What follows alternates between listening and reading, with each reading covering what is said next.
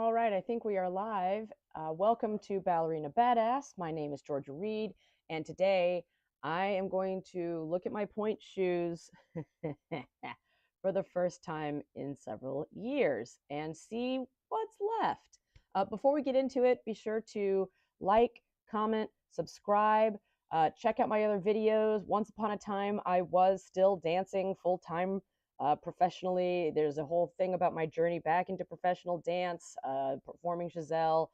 There's a whole bunch of tips and tricks videos back when I was really in it and working on technique. As of today, I have been retired for a few years.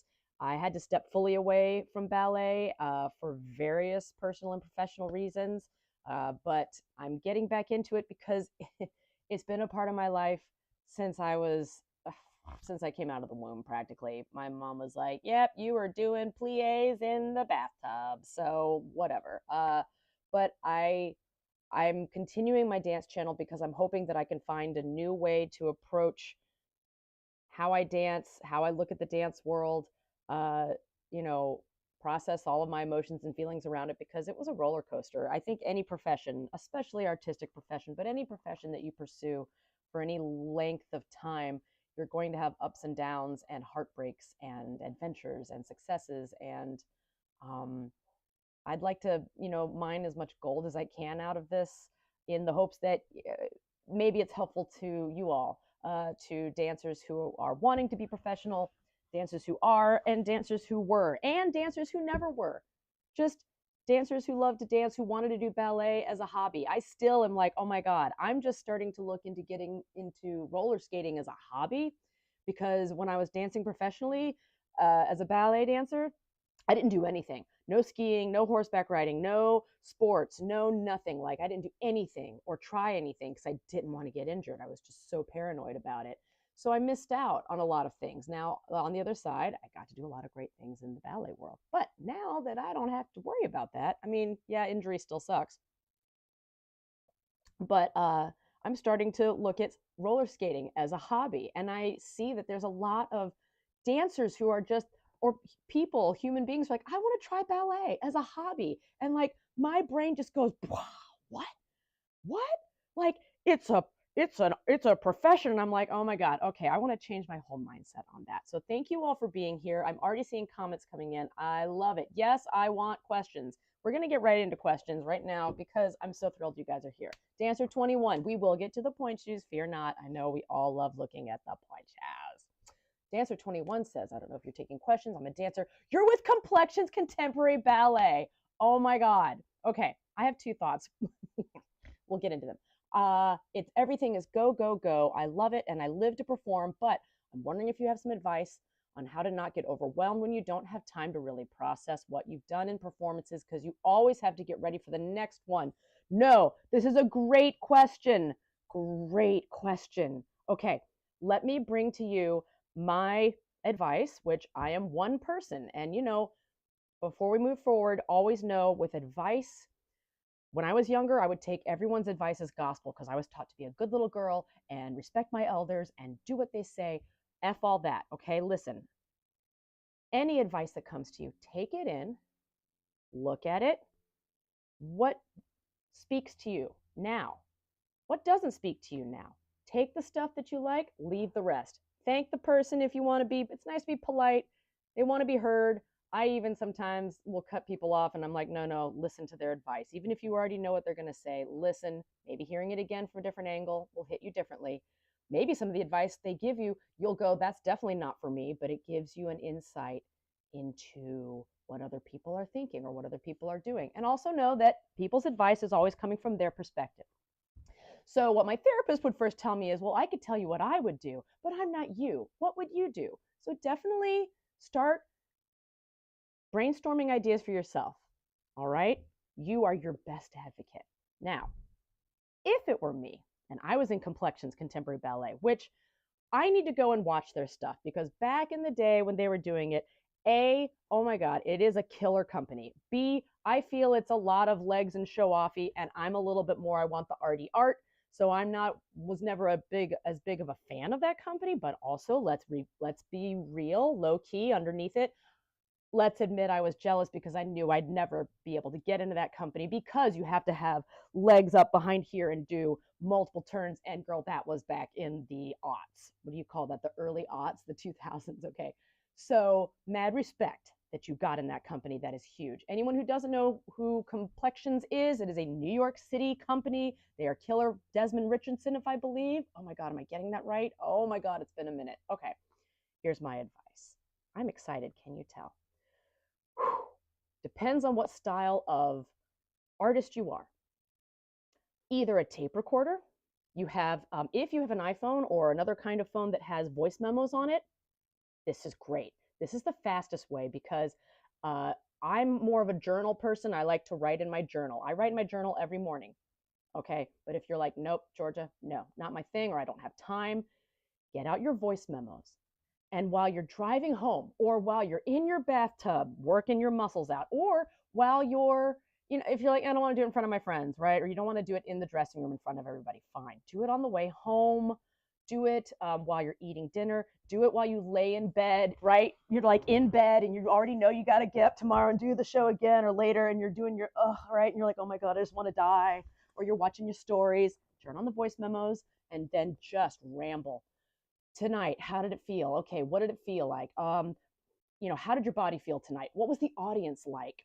What was the group like? What was the atmosphere in the dressing room? What did Sheila say about so and so? Whatever kind of weird stuff you have to say, and then you get that stuff out of the way. Now start thinking about, okay, how did it feel? What did I like? Really try to start with the good stuff. I know I want to jump right into what did I do wrong. Just last night, I'm doing stand-up comedy, right? A lot of it. And it's a lot of fun. It's a whole nother art form. Last night, I had a gig at Flappers Comedy Club in Burbank, 9 p.m. I did a 5-minute set, and a tight five, let me tell you, in some ways, that is a heck of a lot harder than doing a 15 or a 30 or anything else, okay? So you're really crafting. And I immediately, when I finished it, I was like, oh, I could have done this better and this better and this better. It's like, no, no, no. Start with the good. So when you're going through your performance, the first thing is, all right, like dancer 21. Okay, let me use my name, Georgia. Georgia, what did we like about tonight's performance? What went well? And if you're like, everything was, no, okay. I got to the theater on time. My Pointe shoes didn't break during the performance.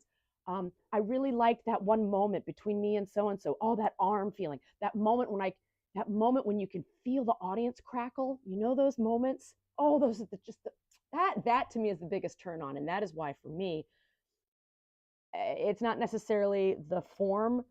Dancing, acting, singing, whatever it is, my favorite part about it is that audience connection moment. So that moment when I feel like, for me last night, I'm going, okay, my set. I was doing a lot about how I'm happily married, because everyone in the stand-up comedy world, all they talk about is how they're either on the dating apps and it sucks, or they're talking about how they're married but they hate their spouse. Oh my God, my spouse is so annoying, which is very relatable. But I'm taking a different spin on it because it's true. I really am happily married. We really get along, and it's kind of gross, right? So I'm leaning into that. So the moments when it's like, ooh, I really know that moment right there when I took that extra pause. Yes. That moment when, oh my gosh, I improvised that extra moment about, I threw in a comment about my ovaries. That was good. Yes, I had that audience member on that moment. Ooh, look at all the good in your performance. Walk yourself through that. Ramble it. And if you're like me, I already am editing my comments, that it's on a freaking voice memo app in my phone. And I'm like, should I say this? Should I not say this? If I were younger, I'd be worried, will my parents find this voice memo somehow? They're not going to find it. All right. But if I died, what if they did? I can't say that word in a voice memo. Oh my God. Try not to edit yourself and just ramble. Get the good out first. Then you can start going, okay, you want to say it sucks or I hate myself. This isn't really helpful to your body. And believe it or not, even the words you're saying can have an effect. You want to help do better the next night. So, okay, what didn't work tonight? Step out of yourself and look at it as like, you're your own agent. You did fabulous. Here's what we can do better next time. You're your coach, right? Hopefully you have a positive, healthy coach and not, one of those evil ones that we've all had in the past. What can we do better? What things can be fixed? What things can't be fixed? What could I try? Now, here's what's great. Even if you never go back and listen to this voice memo again, I do recommend, if you have the energy in you before you drift off to sleep, date it. Maybe date it in performance. That'd be great, because then later on you can go back. And FYI, if you do this after every performance, Miss Dancer 21 or Mr. Dancer 21, don't know, or they Dancer 21, this could be a blog later in life. This could be a source for a memoir later in life. There's all kinds of things, because I have all my journals since 1990, and you better believe 1990, 1980. I had diaries when I was little, and I am going through it. And there is a lot of stuff that I'm like, boring, but there's a lot of interesting stuff. And I think it could make for an interesting memoir, or it could make for an interesting novel, or there's all kinds of things. So not only is this good for you, even if you don't go back and read it, you are going to help your brain start going through it, and then you go to sleep and it's percolating in there. It's great. Now, hopefully you're not like me, where like last night, I was so excited. I hadn't had anything to drink. I don't do drugs. Other than, okay, let's admit, okay, I can hear my stepkids. Well, wait a minute. Don't you occasionally smoke weed? God, like now, like once a year. Okay, folks, at most, right?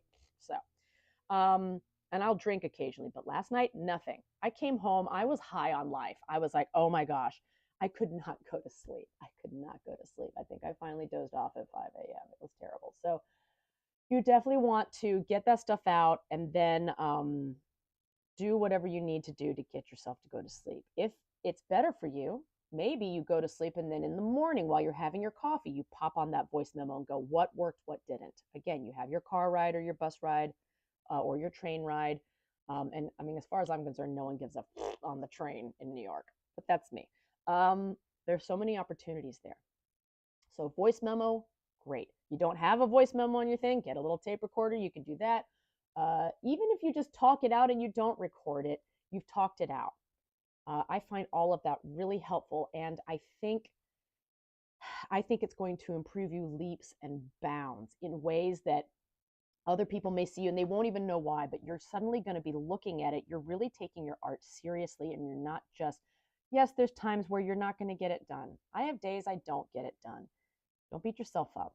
Good, better, best. If you only review one of your 4 performances this weekend, or whatever, 5, that's still one that you have looked at, gone over, etc. That's fantastic. You're having self-awareness, which makes you not only a stronger dancer, each time you're working to improve beyond what the dance master, ballet master is doing in rehearsals, beyond what the director is saying, beyond whatever your friends are saying or thinking, and your fellow cast members, core members.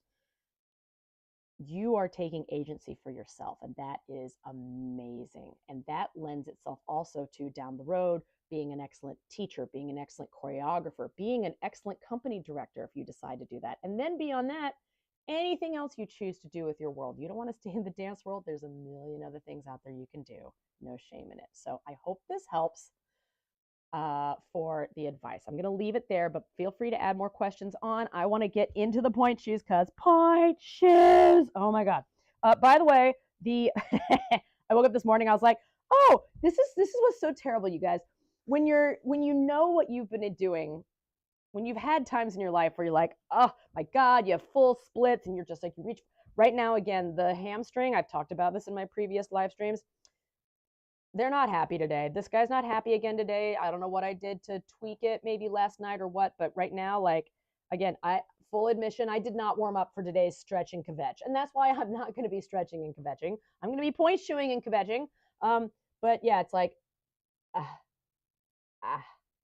ooh, that's as far as we go right now. We need to do a full warm up after this, which I will. Again, you guys, right now, just doing this live stream every week, this is just so perfect. I have so many things I want to do with this channel, but I do get overwhelmed. My anxiety kicks in, memories about the past and all of that. And then I'm like, that's it. I'm not doing any of it anymore. And I'm like, no, just show up for the live stream.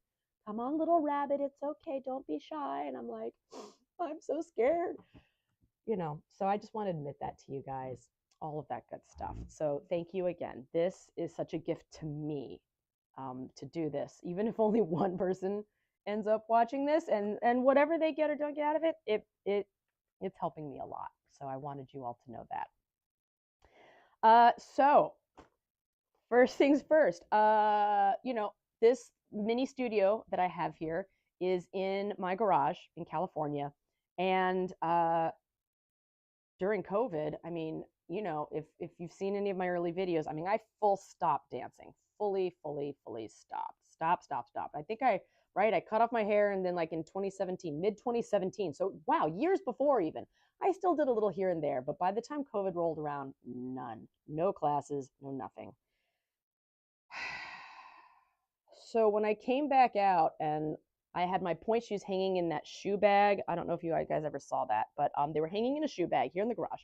And I was like, oh, let me look at my pointe shoes. And I pulled one out, and I think I have a video somewhere. Maybe I'll do something with it, but it was something had chewed through the entire thing. It had turned into like pointe shoe fluff, right? Because most pointe shoes are just satin fabric glue. Really tasty for rodents. We had a rodent problem.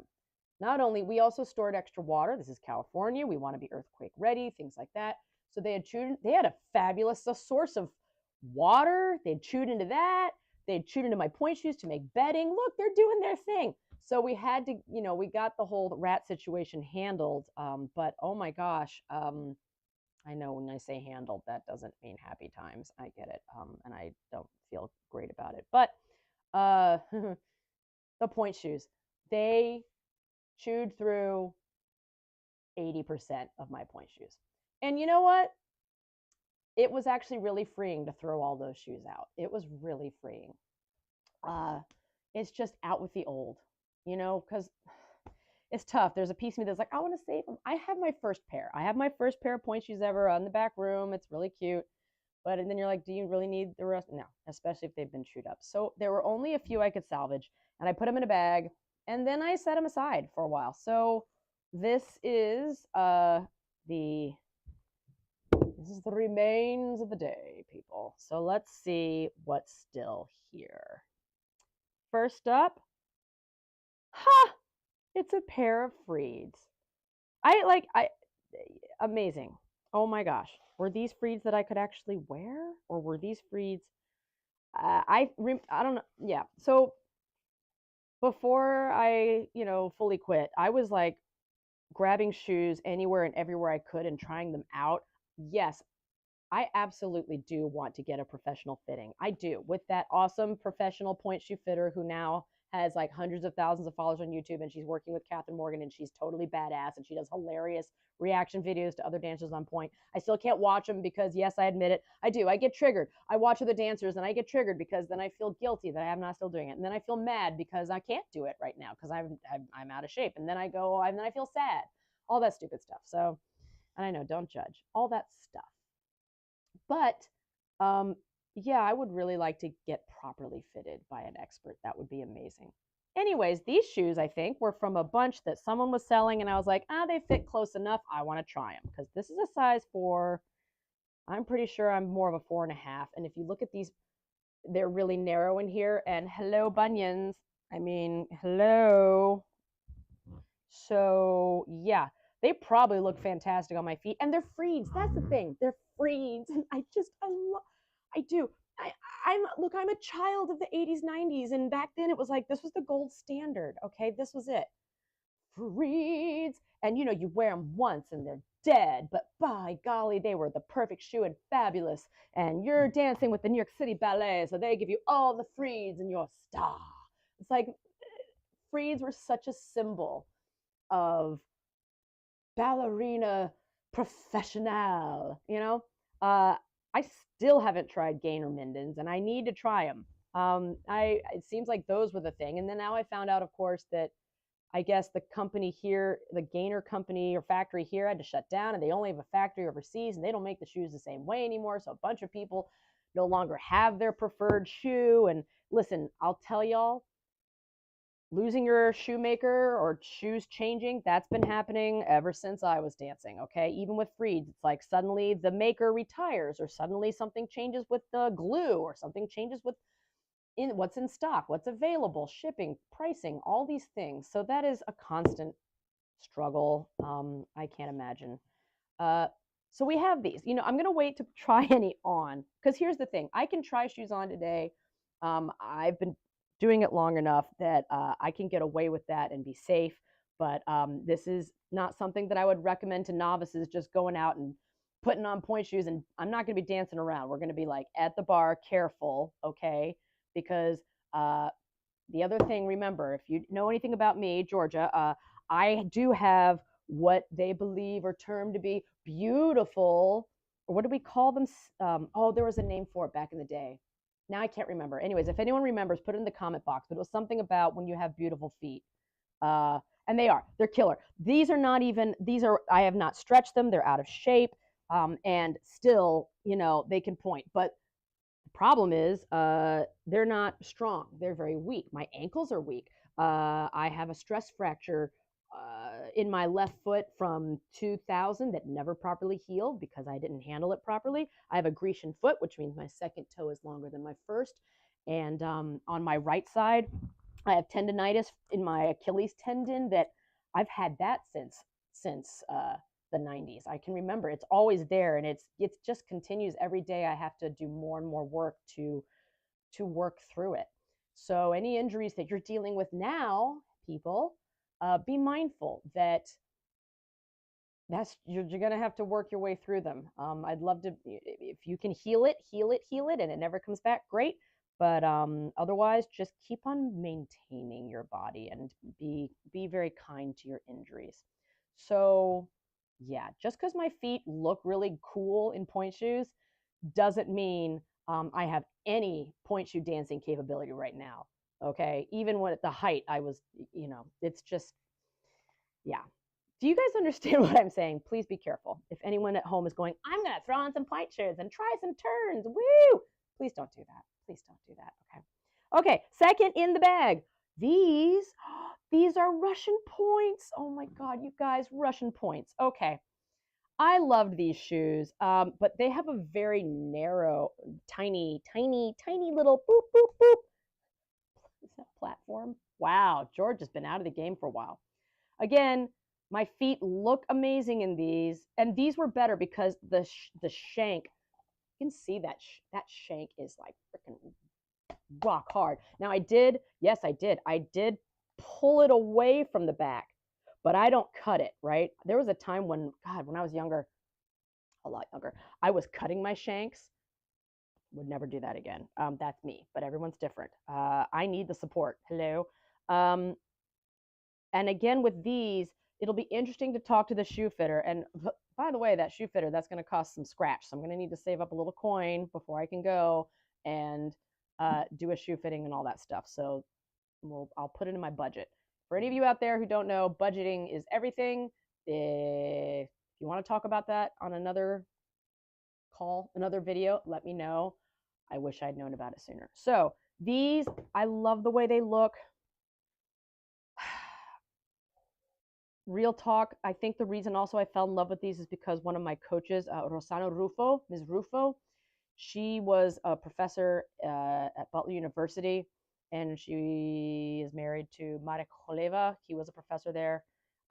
She was a prima ballerina with the Panama Ballet and other companies, and this was one of those women who, like, she's genetically built to be a ballerina. Like, and she would tell us, she'd be like, in this beautiful accent, she'd be like, please know that for me, I can eat pie and cake for breakfast, and it does not affect me same way. I will still be built and looking like this. So, for you, it might be different. Like, she was trying to let us know, like, genetics have a lot to do with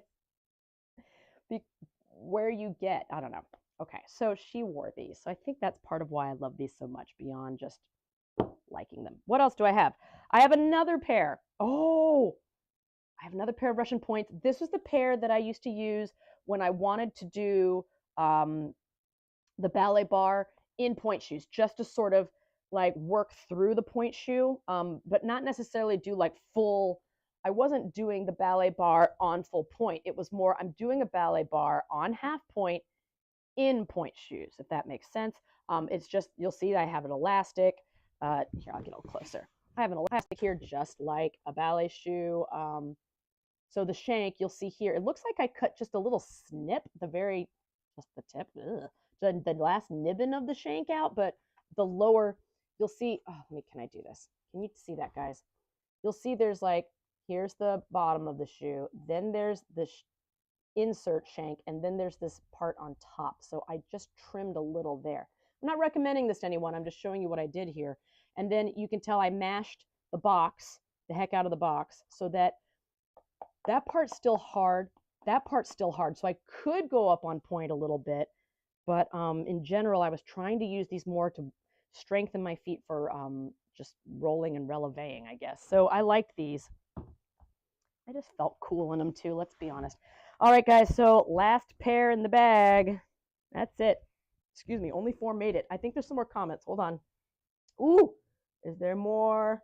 Claire Bear, good morning. Claire Bear, oh my God, Claire Bear's here. Hi. How are things in Melbourne? Oh my gosh. Oh my gosh. I have got to go there. I cannot wait. It's on the list, but I'm sorry. Paris has to come first. I watched American in Paris growing up. I have to do it. I want to do it. I love it. Okay, let's get back to this. Good to see you, Claire Bear. The 4th pair is a Grishko. It is a Grishko, you guys, and I remember these. So this Grishko, what is this? This is a 5.5 XXX LM. I don't remember what LM stands for. Medium length, medium, terrible, terrible. I'm sure the Pointe shoe fitter, if they saw this, would be like, oh, who is this person who thinks she's a dancer? She knows nothing. True. What I love about these are like bedroom slippers on the inside. There's like this soft, cushy, spongy thing on the inside. I remember these. So the shank is longer, and this was the thing I struggled with a lot, you guys. That I would, if the Pointe shoe fitter could figure this out. I wanted a longer shank because if you see my feet, like especially the left foot, it bends over so far that I want something to hold it up. But then if it's too long, I can't roll through. And you're like, well, is that just that I need to get better technique and stronger feet? Or is it, what's the right shoe fit? And that was always a struggle for me. Like I really, again, especially, God, those Foites, I still wish I had gotten Foites figured out. When I was the closest I got like to good turns, it was when my ankles were really, even when my ankles were really strong, I needed to wrap my ankles because they could just flip on a dime. I think it's because my ankles are so bendy, right? Again, look, I mean, guys, they're so bendy when this way, right? And then I also had the bunions. So it was like at any moment I could just, super problematic. And I see those dancers doing multiple turns and all these things, and they just get up on that foot, and it's almost like they're sitting on a high chair, and they're just like, what's up? I could sit here all day. And I'm like, man, I don't know how to do that on my feet. My feet are like, when can we come back down? We're done, please. But let's look at the positive. The positive is because my feet were so flexy and everything, I could jump like a mother trucker. I was jumping with the dudes. I love jumping. Part of me was like, if I'd just been a dude, but then you can't wear the cute little tutus and do the stuff. I'm hoping that that's changing, where I know this is a controversial thing to say, but if women want to do the male role and men want to do the female role, whatever, I don't care. I want to see beautiful ballet. Make it so. Okay, I said it. I did it. Whatever. Okay, so these shoes are going to be interesting. Let's see. What did I do with the shank on these? Again, I used to do the double cross elastic on my Pointe shoes, but then I noticed when I did the double cross, because I used this thicker elastic, I thought it was holding the shoe on, but it would actually you want to sit at that right place on the shoe, right? You want to feel that confident you're on the shoe and your foot looks pretty. You want both at the same time. When I did the double elastic, it's like it almost pulled my foot too far over the shoe. Weird, right? Instead of sitting right in that comfortable spot. I want to reiterate, I've talked about this in previous live or non-live things. There's a really great book about the build of the shoe and what it means. And if you're doing it right, you actually shouldn't have much weight on your toes. The weight should be distributed kind of over this, am I showing it? Over this ankle area, so that it's here going down to the floor. It's a fascinating book. Kenneth Ludden. Yep, Kenneth Ludden. I know, Kenneth, if you ever see this, I know we have beef, but whatever. That book is fantastic. So there.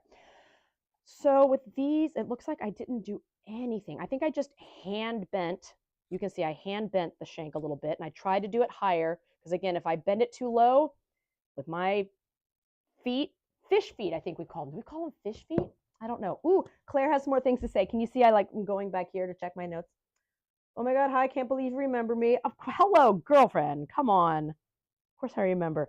I don't mean to be rude. I'm saying like I remember almost all of you guys. I know it's been a minute. I'm just so thrilled that you all are here. I'm like, I can't believe you all remember me. Oh my gosh. Okay, so Melbourne is cold and dreary. Everyone should know that today Melbourne is cold and dreary. And what else? You're currently getting ready to head to morning class. Oh, I'm so jealous. That's wonderful. I'm not ready to go back to class yet. I'm thinking about it. I found a class that looks promising, but I'm definitely coming up with multiple excuses not to go yet because I'm scared. I'll admit it. I'm scared. And then she says, 100% agree. Can we all stop taking the ballet gender role so seriously? Yes, there's no ballet emperor that's going to strike us all for breaking the rules. Yeah, you're right. But also, it's called funding. Funding.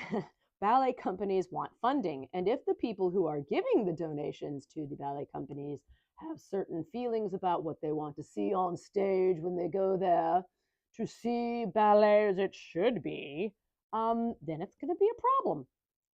So it just depends on who your people are who are donating to you. I think that is worth saying. Okay, so here are the shoes, you guys. 1, we've got the Freeds. 2, we've got the unspoiled. Like these have not been really worn yet. Haven't even been sewn. Russian points. Like yeah, no breaking in, no sewing. You'll see on these Freeds I've darned. I do like to darn the points. They last longer, and I like the way it looks, and it also creates a better platform. And I wasn't dancing enough that I was going through 3 pairs a night. Anyways, and then we have the Russian points, and then we have the old Grishkos. Wow. And then we have the old Russian points. So those 4, those are the babies. Oh, but wait, we have a surprise special guest. I started to make a video about this, and I guess I should edit it and put it out there, but I am going to bring these up. So before I stopped doing my channel entirely, I was playing with the idea of being an affiliate with a certain online company, and I decided against it, even though I admit I do still go to Amazon for certain things, but I'm trying. It's kind of like the way I am with my meat consumption. We've been working in vegetarian options more and more. We use Impossible burger meat now in our spaghetti and in our hamburgers, so that now I think we're only having red meat once every week, maybe once a week, versus back in the day I ate red meat all the time. And then we just started doing the faux chicken patties. So it's good, better, best. I feel conflicted about Amazon, and as much as it's like, wow, you could be making money as an affiliate, I'm like, I could. I don't know how to feel about it yet, but I just had to see what it would be like to buy, what were these, 30 bucks? They were somewhere between 15 and 30 bucks, and I just had to know, what would a pair of Amazon Pointe shoes be like? These are called Dan's Q. Do you see that? And it says Pointe shoes on it in pretty cursive writing. So I am going to bring these out. Let's bring them out. I did put them on, but we'll put them on today. I'm not going to say anything yet. Here they are. God, they look like Niccolinis, or what were those other ones called? It was something with a J. Jardin, I think. There was a Pointe shoe called Jardin. I don't know. So it's a peachy color. I'm always like, what color is the satin? That's what I'm most interested in. So silly. They have a. They smell. They smell fake. Okay, it says it's European pink satin upper, super leather sole, made in China. All right, lots of things made in China. Let's see. It has like a leather. That's not suede, but a leather sole. And then if you rip it, there is a shank. I just know for a fact what happened when I put these on, so I'm not going to do anything. I might have bent. Yeah, I think I did a little bit of my hand bend the last time I tried these on at home, but I'm not going to do any more than that. As far as the box, a lot of satin being shoved in there. That looks messy, right? Like if you look at the quality of how the freed is folded in compared to this guy, I have opinions on it. Anybody here see anything? Maybe it's just me. Let's look at the difference here. It just looks a little bit, not sloppy, but it's just not giving a really good, something's wrong. Okay, look, you know how it goes. Quality, quantity. We're going to try them also. Okay, so we'll see. Oh, we got a couple more comments. So true, the money bags. Yes, you're right, Claire Rare. No ethical consumption in society. All we can do is do our best. It's true. It says point shoe in cursive writing. It must be. I know, right? Oh my God. Okay, so here we go. Now let's look at, so what? Got some stuff here. It's fun. I miss the stuff. Listen, you guys, full honesty, like for me, half the fun with the point shoes is all the stuff around the point shoes, right? You gotta sew them and then you gotta get them ready and you've got all the goodies in the bag. But then, you know, I also enjoyed putting them on. This is a big note. I'm going to say it, but this is how I felt about smoking cigarettes. I tried it. I love, you get the pack, you get to tamp it, you open it, you pull one out, the lighter. I learned all the lighter tricks. Everything about it was super cool except for the smoking part. I hated that. I hate it. Like there's still moments where if I'm feeling like super dramatic or depressed or whatever, and I'm at a bar and someone outside has a cigarette, I'll be like, I'll take a puff. I can take one puff and then I want to throw up. That's it. I did not ever smoke while I was dancing. I knew dancers who would smoke 2 packs a day. It was nuts. I don't know how they did it. No idea. But I don't recommend it. But I liked all the stuff around it. It's like, oh, but the lighter's so cool. Maybe I can just carry a lighter and light other people's cigarettes. It's so dorky. Okay, moving on. So the accoutrement. This is my bag of, oh my God, I don't even know. Wow, there's so much stuff in here. We could do a whole thing just on the stuff. I see nail clippers, dental floss for sewing. Oh my God, you guys. This is New Skin. Do you guys know New Skin? This is from like 1999. Liquid bandage. This is something that you would like, woo! Wow. Yeah, smells like nail polish, which I really love. Don't do this at home. Oh my God, this is so good. Okay, what you do with this, you don't put it on your blister when you already have the blister. This is my take on it. You put it on before you get the blister. So it adds a second layer of skin to protect your toes. That's the theory behind it. Now for me, like I would put it on places where I couldn't really easily put tape that would stay in place. I do subscribe to the taping your toes every time in advance before you get blisters. And then if you do get a blister, I have a whole video on it. I need to do a short version of it and everything, but you want to drain it and let it dry out at night or whatever, but then you want to tape it. This was the best advice. I know it seems a little unsanitary, but it worked for me when I was dancing full time. You drain it, dry it as much as you can, then you tape it up. You just put the tape right over it. Try and keep, you want to keep the skin if there's any left. Put the tape over it as much as you can without, altering how it's going to fit in the shoe. And then you leave it there for 7 days. You do not take it off while showering. You do not take it off for anything. If it falls off, fine, but you just leave it there. And 7 days later, you take that tape off, blister is healed. And it worked for me. So try it out if you want. I think the main thing is just avoiding infection. That's my only concern. Will the tape glue infect your foot? I don't know. That is a concern. Oh, I have a seam ripper in here. You guys, these things, oh my God, you guys, this was my mom's seam ripper. Wow, let's try not to cry because my mom passed away in 2015. And by passed away, I mean died of cancer. So that was painful, but she was an incredible seamstress, like next level, like sewed my ex-sister-in-law's beautiful wedding gown. It was incredible. Seam ripper. You want this in your toolkit. You preferably want one that has a cover on it so it's not stabbing you in your bag. But it's great when you're in a rush to get your point shoes. If you want to try and salvage your elastic, you don't want to cut it, or whatever. Use that seam ripper, rip, rip, rip. It's great. Go watch some YouTube videos, learn it, live it, love it. Okay.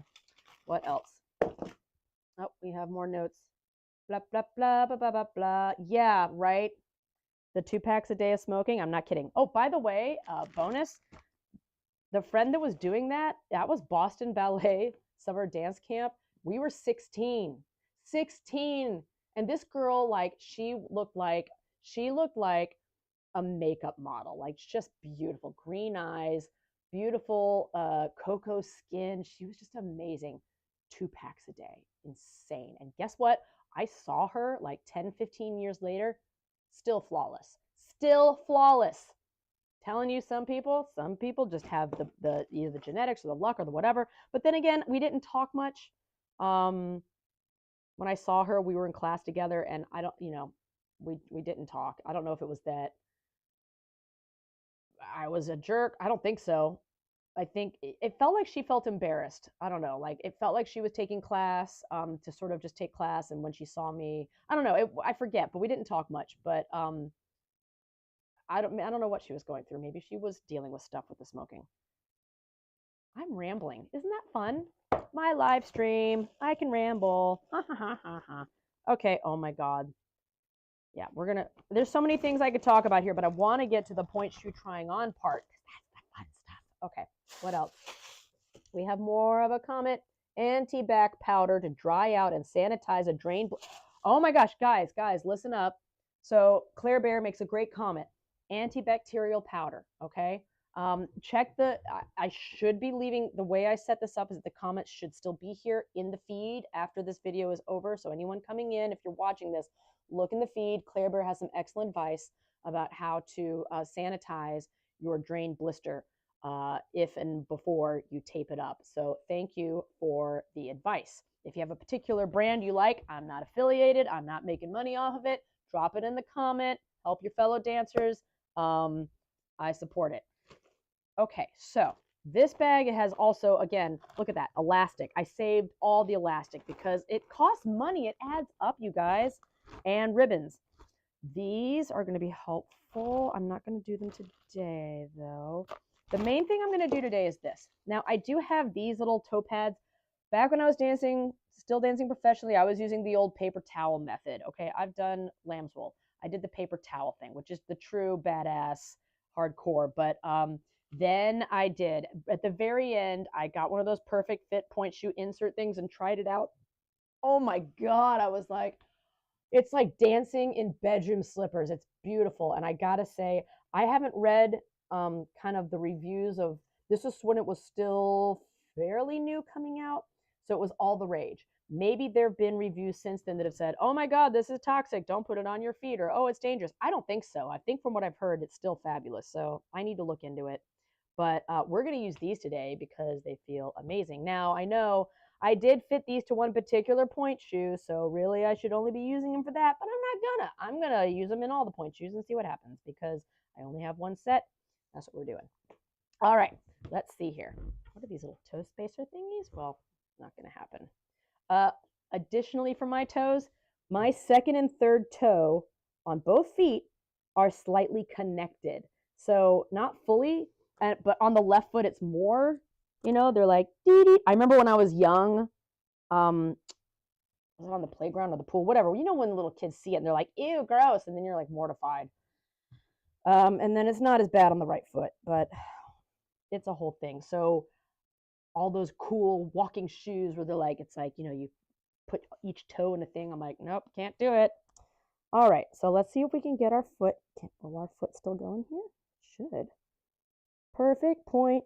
So if you want to check this out, what I'm using, this is called perfectfitpoint.com, okay? Perfect Fit. I can get my butt up here. Perfectfitpoint.com. It's the Perfect Fit point shoe insert. And it's got these two different kind of gel things, and they react, and you have to do a whole thing. It's like it molds to your foot. It's pretty awesome. So that's what I'm putting on my footy here. Okay, we got one. Oh, my hips. I know. We're good. We were bad. We did not work out before this video because we were like, we're not stretching today. Ha, ha, ha. And we need to. My hips are not happy with the world. So let's do the freeds first, you guys. Oh my gosh, I'll be excited if my feet even go in this thing. And I do my feet, because my feet are so different, I can't swap them back and forth. I think there are dancers who do that. I cannot. So I mark them, right? And especially if I have multiple pairs of the same brand, then I will give them different little extra tags. So this is LJ, so left J, and this is RJ for right J. And then if I had another pair, I might do LK, RK, and then LL, RL, that kind of thing. It helps a lot when you're, digging through your bag and going, which point shoes today, and you have a bunch of pairs. Now, I don't know how again, it's because all my calluses are gone, right? Those things go away. And so I don't have any calluses on my heels. Hopefully, trying these on today, I will not be dealing with too much of that. But let's see if I can even get the shoe over my... Yes, it's going on! Surprise! The purple stuff is showing. I'm not worrying about that today, but I'm already going, that's not appropriate for on stage. They can't see that. Oh no. These are elastic ribbons, which I feel mixed feelings about them because they're good, but if I tie them too tight, they're bad because then, especially on my right foot, the tendonitis gets exacerbated. So let's see what we can do today. Ooh, I cut these really close. I always tie my shoes not on the ankle for me, because if I tie them on the ankle, again, for me, it exacerbates that kind of that tendonitis-y thing. I don't like the way it feels. So I like to tie on the side. Plus, if I have to do a quick change in the dark backstage, God, I do know some stuff. That's funny. It's all coming back. It's all coming back to me now, and I haven't sung in a while. Okay. If I'm backstage in the dark and have to do a quick change in point shoes or whatever, I like to be able to immediately get to that knot. And if it's right there on the side, and you've got just the light, just that little bit of light from on stage, right here, this is what you want, versus like you're reaching around the back and you're trying to feel your way for the knot. You can't see it. And you're like, oh my God, and you're not going to make it. And you're freaking out. You're worried about that triple turn at the end of the variation. And is it going to work today? Okay. So look at this. I'm like, oh my God, look how cool my feet look. Boom. Yep. Just remember, when you see pretty feet in magazines, just because they have pretty feet does not make them a good dancer, performer, artist. So keep that in mind. Oh, look at that. These are crisscrossed. These are crisscrossed. Let's see if it's still a problem, or because of this particular shoe build, it's okay. That's interesting. Here I was talking about, I don't do crisscross anymore, and now I'm going, oh, look. Which isn't, what kind of, in Star Trek, Worf, when they say crisscross, I think that means leave now, crisscross, or goodbye, in Klingon. Don't ask me why I know that. Longer story. Okay, this side, ooh, yeah. They don't want to go on, but they're gonna. We're being very careful. Now, this is great. I did some good sewing on this, because sometimes when I've been a little sloppy on the sewing, and it pops out, no bueno. Okay. Yeah, this shoe is so not right for my foot, because my bunions are already like sliding out. That's just great. Okay, let's see if there's any comments while I'm getting this up. Okay, good. You've stopped. That's good, actually. Give me some time to talk and work, people. Okay, here we go. Hey. So I can pull up here. This is fine. Put a little stretch. But then at this point, I like to flex my foot to keep myself... Flexing my foot keeps me from tying it too tight back here. There is a reason for that I can't tell you why right now. And then, whoop. So then he's here. He, she, they. This one's going to wrap around. There we go, to the side. Okay, now we're ready. And again, I have so little to do a knot, and the reason why is because when you're dancing on stage, like the biggest faux pas when I was coming up as a dancer, the thing that our ballet teacher, Miss Alexandra Zaharias, her big thing was, I do not want to see ribbons sticking out on stage. And if they slip out, and back in the day, I mean, the only ribbons available were satin, so it was very easy for them to slip out. We had to sew our ribbons in, which means you really can't be doing point shoe changes in the middle of a show. But, you know, you're doing amateur ballet performances, you're probably not going to be changing them midway through because you're not doing a full length ballet. You're just doing act 2 of Swan Lake, whatever. But we always, then you'd say, well, we'll tape them in place, which is okay. But again, if it slips out, then you have tape on the stage and someone trips on it, not good. But if you tie them really small, the hope is they will more likely stay tucked in. It's just you are trying to find that right balance of just enough ribbon that the knot will stay in place and not come unknotted, which again, with satin shoes, they love to come unknotted. Oh my gosh, you guys. Oh my gosh. We're standing. Okay, already. I know you can't see my head. That's fine. Hi. There's a lot of tension back here on my heel, right? And that is not great for your Achilles heel. And I'm not even doing like a full plie. I can feel it. There's pressure in there. I don't like it. Okay, that's not great. Now I could break them in. They're already broken. These shoes are broken. These will be for standing only, definitely for me. If I were at professional level where you're dancing all the time, and that means if you've got good technique and proper technique, you're not sitting in your shoes and you're not relying on your shoes to hold you up. You are, as a ballet dancer, let me pull this up a bit now that I'm standing. Guys, I can say this, you know, if you're doing it right, then you're always, everything is so lifted up. You're dancing out of the shoes as much as possible. So then when I was at that level, I could get away with a dead shoe for longer. It's not good for you. It's really, you're like, oh, it's fine. But in the long run, you do want good, strong working shoes, which makes it expensive, which is why you want to dance in a company that buys your shoes for you, because then you don't have to worry about that and how are you going to make your rent and all that other nonsense. But right now, because I've lost all of that particular muscle training and everything, I'm going to be sitting in the shoes more. It's just what's going to happen. Okay, so that is why I'm definitely going to be using the bar. Okay, definitely. Come here, bar. Coming around here so you can see. Oh my God, you guys. Okay, so I know for me, I just want to see how they feel and I want to see kind of how they look. I am using the bar too much. You can see me kind of, pressing down on it. So I'm up. Oh my gosh, yeah. Am I out of shape? Wow. Okay, but let's see how they look.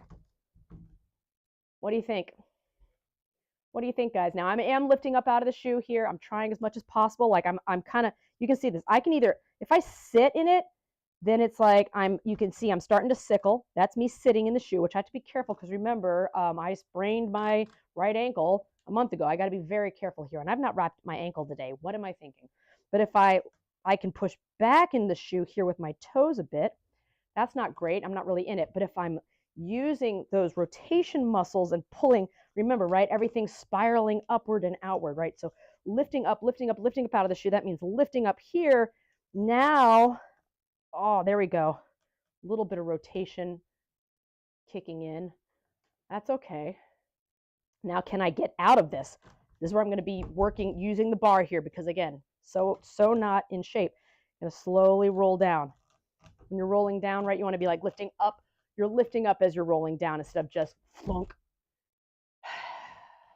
Let's plie. Ooh, yeah, no. I don't have a lot of ability. When you plie, right, your feet are spreading, and the more your feet can spread, the more then, right, when you can land in jumps and things like that. This is why I don't recommend canvas ballet slippers. And other people can say, no, you're wrong, Georgia. That's fine. But with leather, it will stretch and pull with me so that when I'm bending or going into a jump, my foot can spread more, which is healthier and safer, and then I can take off. If it's like, that's where injuries for me happen. So let's try. Okay, again, this is so, you guys, my ego right now is like, but wait, because if you guys recall, my flexi ankles, I do this a lot because I'm like, oh, look what I can do. It's true. I can absolutely do over, what do they call that? 9th position or 10th position or 12th? It's something silly, right? So I can cheat my first like crazy, but that's not healthy. None of my muscles are engaged. Yes, I'm wearing the shorts because I'm feeling puffy today, people, and I want to keep my hips warm. I'm doing all kinds of cheats here, but we showed up. So instead, what you should be doing is you want your real first position where you are in class, right? You start in parallel, and you'll see my parallel, because of my bunions, you'll see my toes aren't touching, but my ankles are, okay? So for me, I start with the ankles touching, get everything as close as I can, and then remember, I have hyperextended knees, but I want to lift up in that. Keep it over my foot. Then I want to lift up and using my rotation muscles and lifting up because I want to go. You want to do this when you like, I'm going to turn out. It's like, no, you're going to, and whoop. That's my real first right now. Okay. And even that is probably a little bit much because I am using the bar. Let's see what happens if I do a plie roll through. Plie roll through. Oh yeah, this ankle is like, we're not fully 100% yet, Georgia, so we're not going to do a lot of fancy stuff today. And let's come down. Now I could come down over and look like, I could be like, ew, look how cool. Or you can come up, oh, and do, there's that kind of thing here, roll through. Ugh, never pretty, but that's kind of what you have to do for hops on Pointe. Let's do one full releve, but I can already feel these shoes are not providing the support I need right now with my lack of training. I feel like the less training you have, the stronger the shoe you need to hold your butt up, which, by the way, if you are relying on a shoe, a Pointe shoe to hold you up, in my opinion, you are not ready for Pointe shoes. At most, you might be ready at the bar for Pointe shoes. Adult dancers, please keep this in mind. I know everyone wants to just jump into it and have fun, but if you are a serious amateur adult dancer and you want to protect your body, it's kind of like walk before you run, then stay at the bar, really stick with it, and do your daily releve exercises because, you want to have that strength to support you, okay? That's just you're getting a lot of my 2 cents, but it's my live stream. Remember, my live stream. Okay, back to parallel. Get that rotation. There we go. Good. And plie releve. Oh, that foot hopped out. Interesting. Why did you do that? I don't know. I felt like it. Okay. Oh, that's feeling pretty good. Now, but again, I am working. I am not just sitting. This is just sitting in the shoe. If you can see now, I can feel the arch of the Pointe shoe is starting to, I can feel it bending and breaking. But now can you see that? I don't know if you can in the shoe, but I'm lifting up out of the shoe. Oh, my back butt muscles are engaged. This is the best thing about ballet. You get some tone in your legs and ass like you would not believe. And yes, that is one of the reasons why I want to get back into it. I miss my toned booty and thighs. It's wonderful. Okay, and also posture. We've talked about that. Coming back down, definitely relying on the bar. Okay, that's enough for freeze today. But oh wait, let's do a little. Oh, the Pointe. The tendus are not going to look great because, again, my feet are really weak, right? If my feet are in full mode, I can Pointe like a mother trucker, but especially this right foot, that's not going to be pretty. Oh, that's sad. Oh, I'm like, no, push it over. No, ego. Terrible. Woo. Yep. Ooh, we're done. We're done with the freeze for today. That was nice. Okay, let's see if we have any comments. Here we go. We're coming down. Here we go. Oh, we're gonna get down. Oh, there we go. Oh, Claire Bear says, I think those shoes look nice flat than on Pointe. Yeah, nicer. Almost like they're too small. Yes, Claire Bear. These shoes are entirely too small for me. Size 4 is not good for Georgia. I'm more of a 4.5 to 5 for sure. Again, what are these? Ow, what are these? These are 5.5, and I think these are a little too big. We're going to see. Okay, let me move through the next set a little bit quicker because what time is it? Oh, it's 5. I'm going longer on this one. Usually I only do like half an hour to an hour, but who cares? It's Pointe shoe time. La, la, la, la, la. I want to get the rest of these at least just tried out, before we end today. See this knot? This is not coming out easily. Come on out, little knot. There we go. Okay, babies. Okay, little Freedies. Come on out. Get off my foot. There you go. Okay. Again, when you're done wearing your Pointe shoes, I know you want to throw them in your bag, but this is just satin and glue and some, fabric and stuff a lot of times. You want them to last longer. Don't just toss them in your bag. Put them in a mesh bag. Put the mesh bag on the side of your bag. And then when you get home, immediately put them out to dry. We've talked about in previous videos I've done, you can turn your oven to 200 degrees, let it heat up, put the shoes in, and then turn the oven off. Don't leave the oven on, but that will dry them out. let them last longer. They will shrink a little bit, but there's all different ways to make your shoes last longer. Let's do, what did I say? Yeah, let's do the Russian points. Again, now these don't have any sewing on them, but I want to feel them out. Let's see, left foot, let's do it. Come on, oh, yeah. These definitely fit much better on my Achilles. Oh, side note, because remember I was saying this bothers my Achilles. On these Freeds, the drawstring, that does make a difference. This is something else to think about. This is a cotton drawstring, so it doesn't have any pull in it. But just because it's elastic, if you pull your elastic drawstring too tight, that's also going to exacerbate my Achilles heel for me, my tendonitis. So I like the drawstring because it's pulley, but just make sure you don't tighten it too tight when you are tying it down. Oh boy, does that make sense? No. Okay, here we go. Putting them on. Let's see what happens. Whoa, we're getting up. Oh my gosh. Yes. Okay. Woo. So here's what they look like. As you can see, I'm already well over the box. Yep. Yeah, what's interesting is because of this tendonitis, I can feel it. This tendonitis stops my right foot from going over as far. My left foot has always been more flexy and bendy than my right. It's interesting, even though as far as this part, when I go up on point, it almost feels like the tendon in here is not crunching, but pushing together, and it can only go so far. This side, it feels like there's more room for it. Now, what's interesting on the flip side is I can't do it now, but when I was in full mode, I can bend and plie down farther. This Achilles heel, I could plie further down than I could on this side. So all of these things you're thinking about when you're dancing, and those slight differences are oftentimes what can cause injuries and problems. So it's really important to take a deeper look at what are the slight differences in either side of your body and how does that affect and change how you dance. Okay, so let's try these. Yeah, so oof, I know, I'm sorry. Yep, he's like, I want some, I need to put some tape on you after this one. We're gonna give it a shot. So let's do a plie in these. Already, guys, my feet are like, yay, happy. And this is with that full perfect fit thing in there. They're very, very happy and comfortable. If I do a plie, yep, there's still a little tension on that side, just because I got to work on my Achilles. I got to work on it and do more exercises to warm it up, lengthen it out, put some icy hot on it, all of that stuff. So, okay, again, want to get lifted. We really want to get technical. There's a whole thing just over getting in first. I could do 5 hours on standing in first position alone here. I'm like cutting so many corners right now, you guys. Okay, engaging these back muscles here. And no, I don't remember the name right now. If someone does, pop it in the comments, but I have to be mindful too because of my pulled hamstring. I'm going to engage. I'm going to get those lifting. I'm not tucking.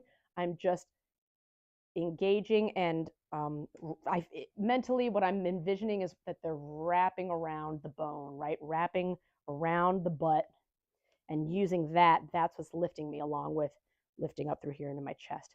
Close that rib cage. Hands on the bar. Here we go. I'm going to let's do a plie. Push through. Okay, so in this case, these are so strong, I'm not even doing, that's sort of where I'm at for releve, because the box is strong, and I don't have the ribbons on to kind of, or any elastic, so I have to be mindful of that. Okay, here's how these look. What do you guys think? Thoughts and feelings? That actually feels pretty good. I'm going to actually pull into a fifth for a moment. That's not bad. I've danced on pointe shoes with a larger footprint, so to speak, I guess you'd say, in the point in the box, a bigger circumference. And it's, on the one hand, it's reassuring and I love it. And then on the other hand, I'm like, God, it's harder to get up there. So again, I'll be really interested when I do finally get to do that pointe shoe fitter, what she says will be the best thing for me. Now, yeah, these, I will say for these, I already feel like I'm sitting down in the box. I'm not lifted up as much. So I don't know how long these would really last for me, but A lot of factors in there. But I feel comfortable. Look at that. I'm like, I feel comfortable. Whoop, whoop, whoop. Okay, nope, we're not ready. Not ready for that yet. Lesson learned. Okay, but let's see. Let's try again. Remember again, everyone watching, I did used to be a full-time professional dancer, so the stupid stuff I'm doing right now, I do it with that background. Please be careful. Don't do stupid. All right. Plie releve. Yeah, I kind of sunk into it, but that's better. Let's see, I'm going to lift up. Got these muscles engaged. Lifting. Ooh. Yeah, I can feel my ankles are not ready for this. Okay, that's all right though, but they feel usable. I'll put that way. Yep, and again, rolling down. See, now what's nice, look at that.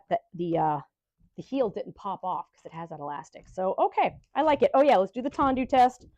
So that's kind of what they're looking like tendu-wise. You can't see it because once you have the ribbon pulling that up, then you can see a little more of the line of the shoe, which is a bit prettier. Oh, look at that. Oh, yeah, baby. I know. So it's so easy for me to sickle like that, right? You're like, oh, look, it's prettier. It's like, no, it's not. But then you don't want to get that weird duck foot when you're winging too much. It's such a, that was always such a, what do you call that? Struggle for me. Where it'd be like, well, it looks really pretty from this side, but then if you turn around, now it looks like, craggly foot, something like that. Weird. Okay, there we go. Okay, scooting down, pulling them off. My feet are feeling, I can feel it. My feet are going, I don't know. So we may need to just do one more pair. What do you guys think? Yeah, let's see. What do I do? No, we're going to get through them. We can do it. Guys, it's okay. We can do this. I am going to, however, yeah, you are not happy. I do not need a blister in my life right now. So I am going to go ahead and just pop a little tape. This is just, this I think, yeah, from Target. This was Target tape, and it comes 2 rolls, and it's cloth. I love the cloth, not the synthetic. Just rip a piece off, and I like this because it's easy to rip. You can rip it lengthwise, you can rip it sideways. It's beautiful, and I'm just going to pop it right there where the point shoe elastic comes over. There you go. Let's not get a blister from today's fun. Okay, let's do, you know what? Let's just quick. I'm going to put on the old Russian Pointe. So these are the ones that, remember, I turned into like ballet slipper or pointe shoes. They still have a workable box, still hard on the bottom, so I still technically can stand on them, but they're not really safe for road work. What is that? Safe for driving? I don't know. Okay, there's the left. Oh, like butter.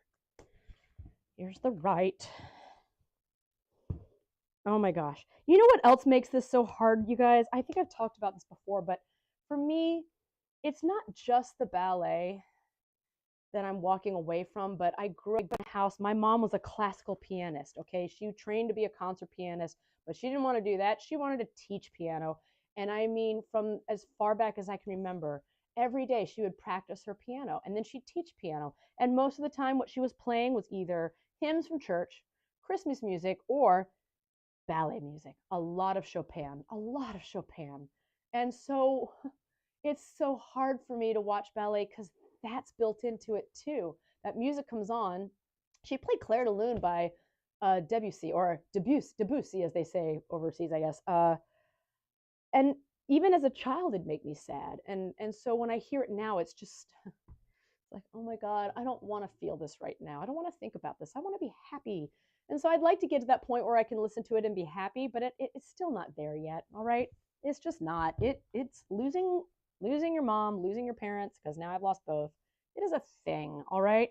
It is a lot. All right, here we go. We're getting up. Oh, yeah. Okay, this is great. Even here at full push, I'm feeling really comfortable. Yay, love that. Love that for you.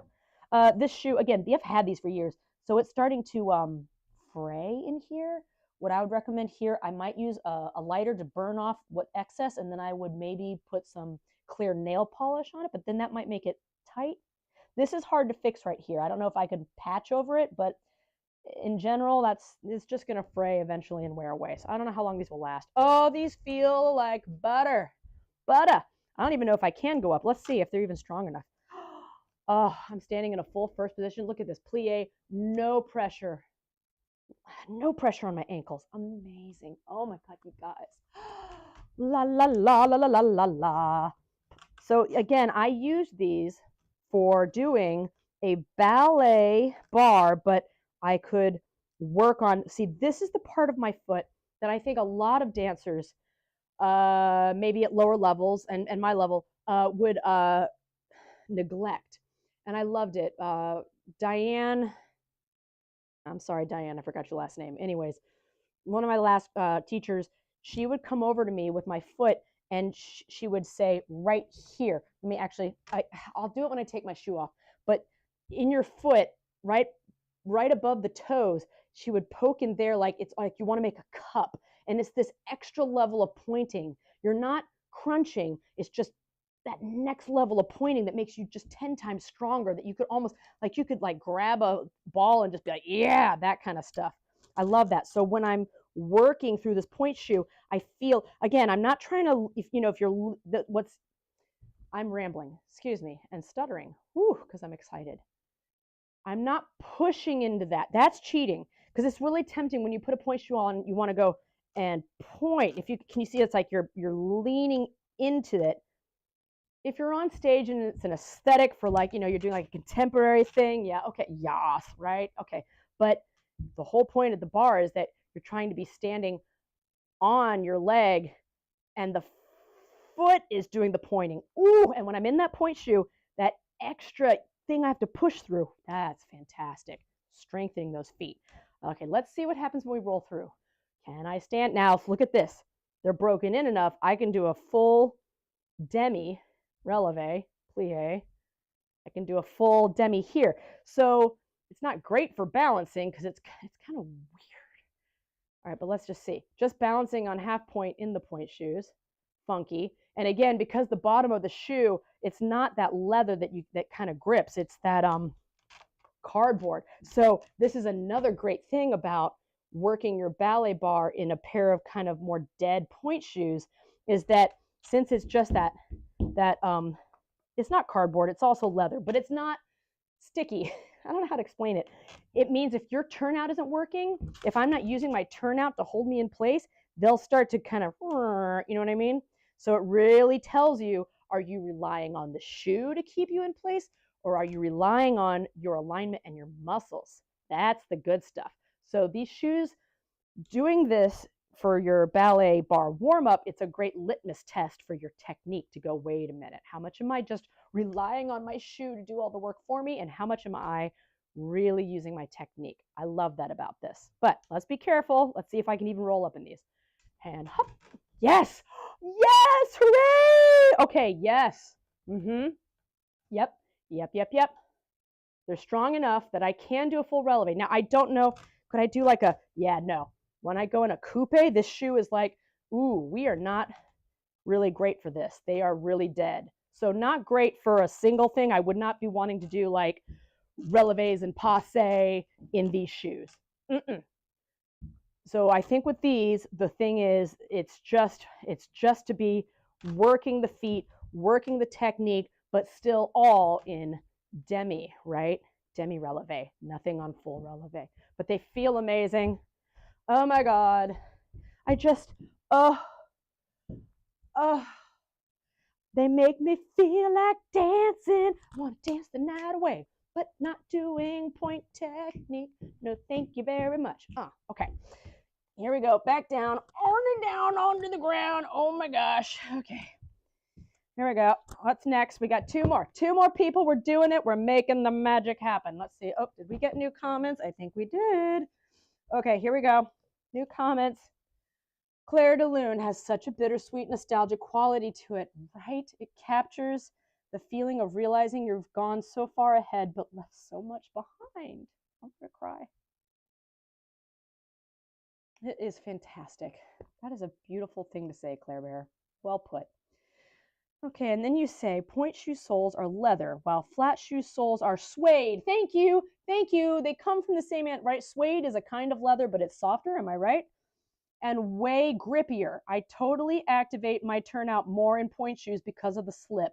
Thank you, Claire Bear. Thank you so much. I love having people who know the right thing to say. Very, very good. Yes, that is exactly what I was trying to say. Perfect. And then she says, oh, they look nice. Dead, but they look like a fantastic fit. Yes. So winter chicken dinner right now for Georgia is the Russian Pointe. Which one is this? Does it say? No, because in Russia we do not need to be showing exact fitting or words. It is just simply point shoe. You get point shoe now, you fit. Is good. That is all. So this doesn't say anything about the sizing. Nope. This one, nope. Just handmade in Russia. Handmade in Russia. Always good sign. Very good work. I am absolutely a fan of Russian ballet and the Russian ballet companies. I know there's other things going on that are not so great in Russian ballet companies, but you know what? What ballet company doesn't have not great things going on in it? I don't know what to say about that. So let's see. Suede is just the backside of leather. Is that true? It might be. I'd believe you. You sound convincing. Okay, so again, so with these feel like boats on my feet. I'm already not happy. They already feel a little too big. They feel too, there's just too much. I don't like all this heel here. I'm not a fan of that. Now, it'd be interesting to say, well, but you know, Georgia, you kind of need that support. I don't know. I don't like it. They feel like boats. They feel clunky. You don't want the shoe to dance you. You know, you want to dance the shoe, if that makes sense. If it feels like you're wearing a shoe, it's funky. If the shoe like becomes one with your body, that's when you kind of know, when you forget you're even wearing a shoe, when it's like you almost feel like the way you can see modern dancers who are just, you know, they can activate all their toes and feel, and it just feels like they're at one. That's the sign of a happy shoe. But I remember with these, I kept trying them, and then I'd just be like, they feel boaty. That's the only word I can use here is boaty. So we'll see. All right, but you know, and these again, these are 5.5s. But I can't say that a 5 in this shoe style wouldn't, it might be too small on me, you know? Oh my God. Do you know when you put on SPF like lotion, day lotion, and then if you sweat at all, it kind of dribbles a little into your eyes, and then you're like squinting, and then that makes your mascara run, and then you wipe it, and now I've wiped a little bit of dirt and sweat into it, and then it gets worse and worse. I hate that. That's what I swear to God, you guys, no lie, I have been using like CVS mascara. I find we don't test on animal versions as much as I can, but I've been using that stuff for so long that like I'm like, oh, my big expenditure someday will be getting some kind of more expensive non-hypoallergenic mascara that doesn't tick off my face, and it does not have the name of a celebrity on it, because I don't give a fart which celebrity is doing it. I don't want you spending money on packaging. I want you spending money on things that are safe for my face. But even better would be not having to wear anything on your face. Mascara is fun. Okay, here we go. Coming up, don't you love that moment? You know when all dancers, where you're like hurt and like your feet are like a little turn-inny, and it's just so awkward and vulnerable. You're like, here we go, hurt. You know, okay, let's see. Can we get up pretty? Let's see if we can get up. Let's see if we can get up pretty, and be careful. Okay. Can I do that side? I don't think I can. I think I have to do this side today. Let's see. It's gonna be interesting. Okay. Snort, snort. Nope. Just a little bit. Not perfect, but a little better. Da, da, da, da. And then we go da, da, da, da. Yes, there we go. Don't you love these warm-up pants? Yes, these are those rubber thingies. Yes, people go, oh my God, are they going to cook your ovaries? Well, I am not having children. I don't know how many ovaries I have left anyway, quite frankly, so I'm not that worried about it, but I have always loved these, so there. Okay, here we go. So these shoes, they feel super comfy. Whereas the other shoes I felt comfy, these feel like I'm wearing street shoes, like that kind of comfy. So I don't know about that. I don't know about that. Okay, there's the kind of roll through. You can see how they look. Yeah, it feels good. They feel a little more, they're newer. I don't like where they're breaking. See where it's breaking right there? It's like hitting right where I haven't had a full stress fracture in the right foot, but I felt little twinges that were akin to the full stress fracture that I had in this foot. So now this one, it's interesting. It's a little more broken in, but this one, it's not happy. It's like, ow. So I kind of want to, I would maybe put a little water right here to soften this area. The trick is, it's like, you're like, it's just right. And then it gets too soft. And then it's like you're just at the peak of the roller coaster. You've got your pointe shoes just right. And then you do a couple of variations and you're down the roller coaster and the shoe is broken and it's ruined and it's done. You're like, gosh, dang it. I had just gotten the shoe where I wanted it. How could you? I'm going to do a parallel releve in these first. Let's see what happens. Again, for me, my toes aren't touching because my bunions are stopping them. Now you'd go, oh, Georgia, then do you do this? No, keep your heels attached together. The strength of having your heels and your knees and everything lifted up and together really helps your alignment and your technique and support your body. Just FYI. Unless you have trained in the Vaganova technique and you have been training with a Vaganova person who knows what the Vaganova they're doing, and you know how to do you can let your knees sit and everything, but they have a way where, like, like they're in first here and their whole theory is, it's a whole other theory about where your weight is distributed and everything. But again, if you're built for it and you have the right person training you, it's obviously worked for some people. But if you're not doing that, stick with keeping everything together. Just, okay, all right. If you're not, just be careful. Okay, here we go. Start in parallel. Let's do it. Let's do just a nice releve up. Ooh. Yeah, interesting. My bunions, look at that. See how the heels aren't together anymore? So I need to bring them a little bit more together. Interesting. Let's roll back down. Because of my bunions, I can feel it. Yeah, that makes it tricky. Gonna have to get bunion surgery eventually, people. I don't wanna, but I'm gonna eventually. Okay, let's do a plie releve. Yep, trying to keep those heels together. You'll see though, when I keep my heels together, I'm having to cheat my ankle in, so that's not great. Interesting. I have to think about that. All right, there we go. But I feel solid on these shoes. Yeah, oh, it feels really solid. It is almost pulling me over. And that's always that trick for me that, I had most teachers I had growing up, it was about, again, I had a Vaganova private coach. So it was all about getting the knees fully straight, which then means, right, I'm in hyperextension. But the last coach that I had who coached me for a year and a half to almost 2 years was all about, no, you need to keep your knees slightly bent. That's going to strengthen your legs.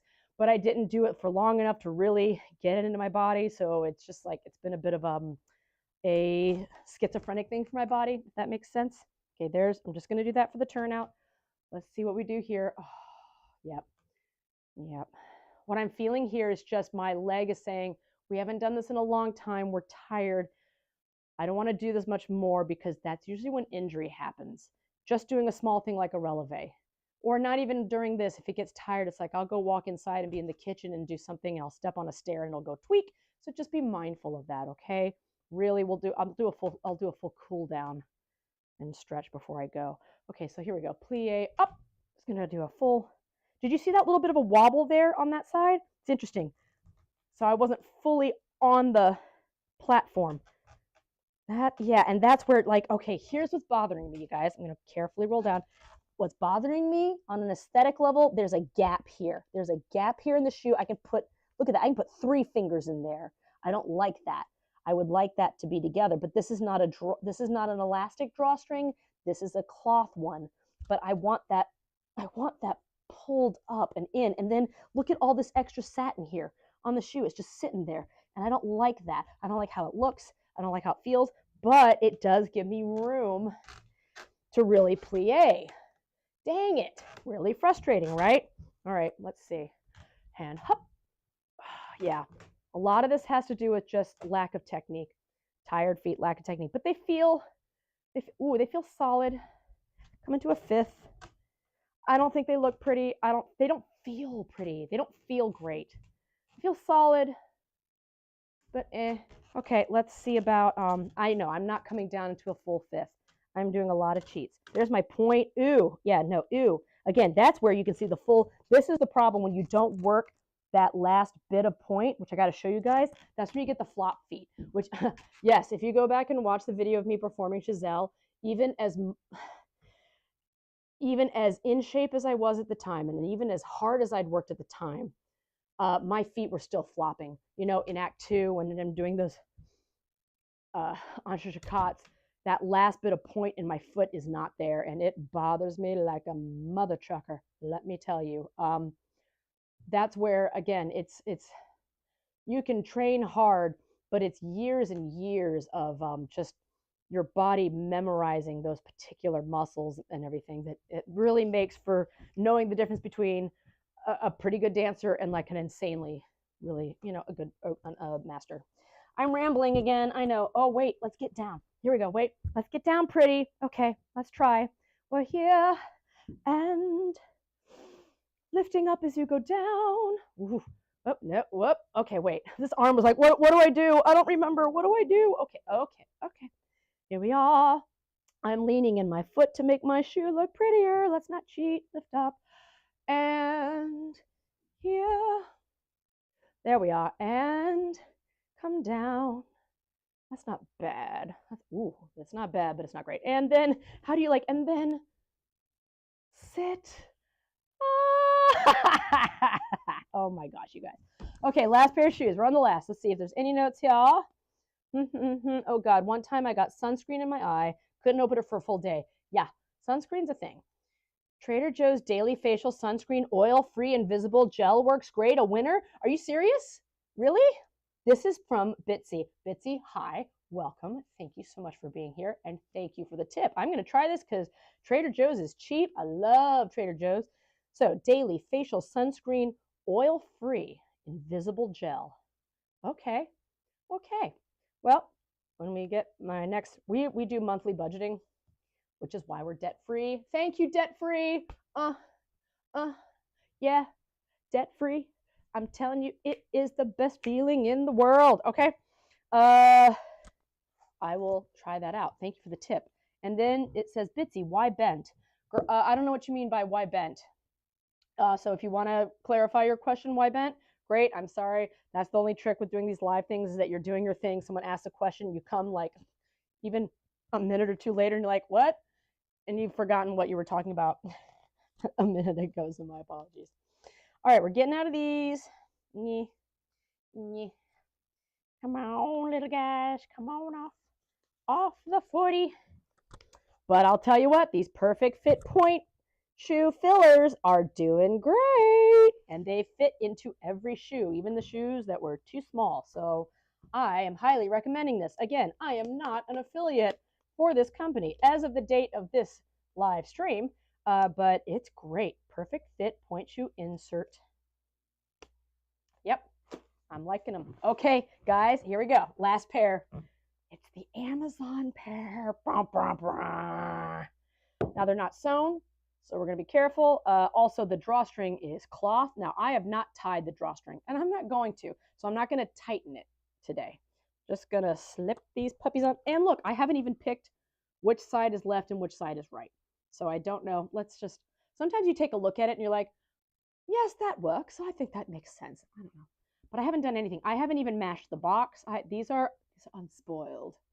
It does say the number 38 on the back if you're curious. And my size foot in a US street shoe, I'm roughly a 7.5 wide.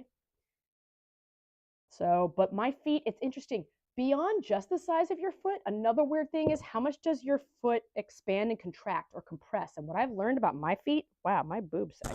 What I've learned about my feet is that they compress like crazy. It's weird. And I'm like, is that because of Pointe shoes?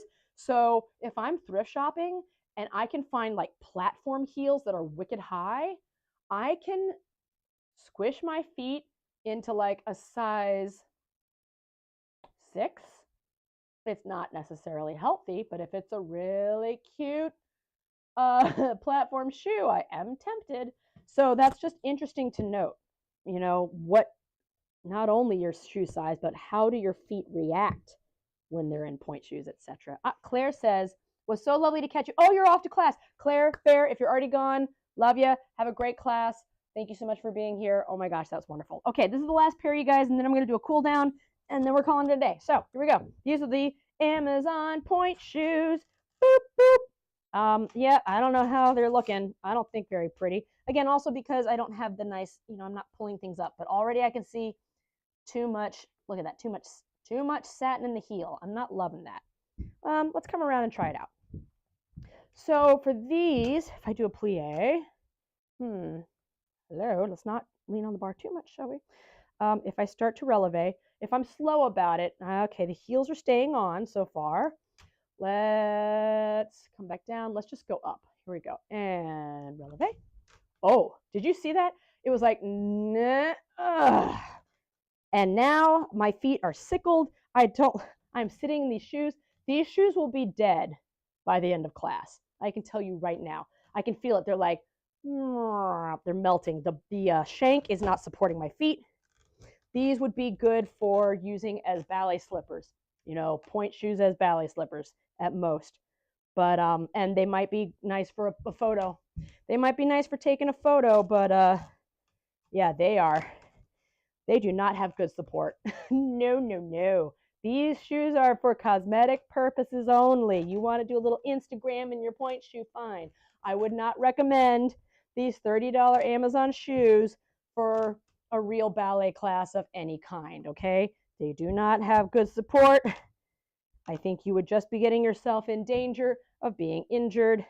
Leave the pointe shoe making to the experts. Are they more expensive? Yes, but if you look back at some of my old videos, and you can find other ones on YouTube, there's all sorts of tips and tricks to make your shoes last longer since they are so expensive. All right, so I'm going to come back down. Here we go. Oh, look. Oh, it's amazing how it comes back to you. Let's take the shoes off. Oh, okay. So what I love, I did not tape my toes at all for this. And the Perfect Pointe protected them completely. Now, what I don't like is that they're super sweaty.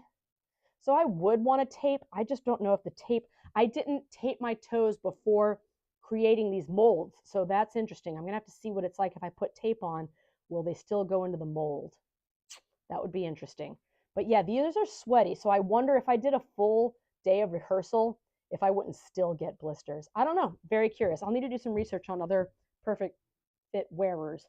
But what I'm feeling first and foremost is what I said at the beginning, this right foot Achilles heel tendon. Oh, baby. Carefully pulling off the tape. At the end of class, right?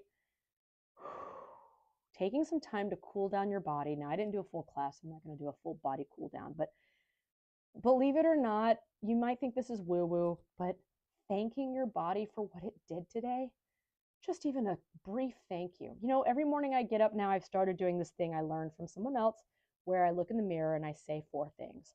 And yes, it's cheesy, but I do say it and it works, is I say, thank you, and I say, I'm sorry, and I say, I forgive you, and I say, I love you.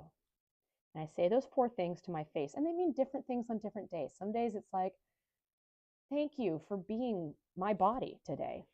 So for my feet, right, it's like, thank you so much for putting up with me putting pointe shoes on you. I'm sorry I did not give you more of a warm up before we did this. I forgive you for being imperfect feet, because there are things that you just can't do because of the way you're built. And I love you because you're feet and you carry me, and it's amazing. So I'm just going to do a little bit of palpating. I'm palpating the muscles, not directly on the bone of the tendon, but that kind of puffy area. It's puffy for me, might not be for everybody. On either side, just in front of it, just gentle palpation, like, oh, thank you, baby. Thank you, baby. I love having things like the TheraBand on hand. That's great. So after I've palpated for a bit, then maybe just a little bit of just a gentle, that flex. Oh, there it is. I know, I know. A really good thing to do at the end is to just, instead of like a full point where, again, if I do like a full hard point, it feels a little bit like a little bit of pressure in here. But instead of thinking of pointing down, if I like to think about reaching my toes up towards the sky, I'm keeping my knee bent. So it's not worrying about this area, but I'm reaching my toes up towards the sky into a point, and that actually feels fantastic in that Achilles heel area, in that tendon. Oh, that's nice. That's really nice. So I like that. I might do a little bit of gentle rotation, but again, like low stakes. And it's not so much, it's, for me, I'm somebody where I naturally want to work harder, and that's better. It's not. Sometimes these tiny little movements, it's just it's giving the muscle a moment to kind of take a breath, then the tendon to go, oh, we're done. A little bit of shaky shake, just a little, not too hard. Oh, that's nice. Just a little.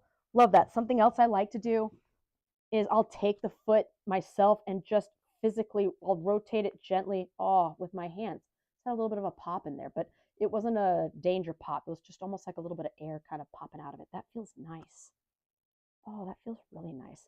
No, this isn't a diaper. This is this is that wrap that I did in an earlier video to support my my hamstring that's still, hurting from being pulled. That's good. Okay, and then I might do just a little bit again. This is something I love to do at the end of a long day of rehearsal or class if you have time, is I will take my TheraBand, I fold it in half, and then I put it individually around each toe, right? And each toe, I'll pull back a little. I've got my foot flexed, I've got my knee bent, resting on my heel, and I'll just do isolated toe movements, one toe at a time. Sometimes it's like I can barely even make a move, but just that, it's sort of like, it sort of feels like tapping your head and rubbing your belly. Your toes like, wait, what? Because it's been working as a team kind of all day, and now it's going, oh, just me? Okay. Oh, that feels good. And then I'll stretch against it and gently let that foot roll down. Oh, that's good. Oh, Bitsy, interesting to hear about, Vaganova technique. Yeah. I'm fascinated by every ballet technique I've learned or dabbled in or trained in or whatever.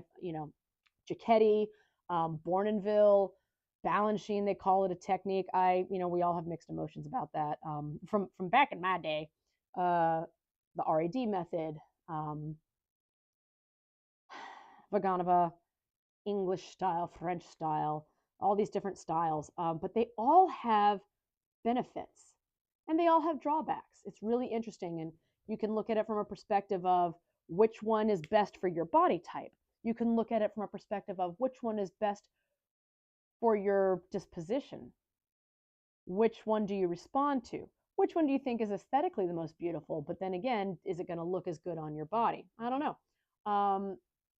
But anyone who teaches a particular style, they are like, ours is the one way. I'm going to say this. I feel that ballet technique can be a lot like religion, where they're like, yes, all religions are good, but our religion is the right religion. Our religion is the one true way. All the other ones are wrong, and here's why, and blah, blah, blah. And I'm like, are you saying this because you really believe it?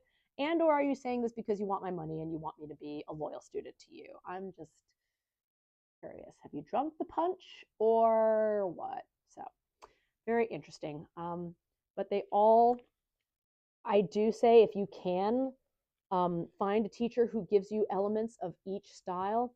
That is you want to have something that's a good base, a good basic ballet technique. And then if you can move into the others, that's maybe we'll discuss this next week. I don't know. I was going to discuss like my top favorite ballet dancers, but I think I would like to look a little bit more into different techniques. So I'll figure it out. We'll talk about it. We'll coffee talk. It's fascinating. There's pros and cons to everything. And I want to say this to you guys, for anyone who's still watching. So my ballet teacher, Miss Alexandra Zaharias, she's 94, and she had to finally sell her studio and close it down a few months ago.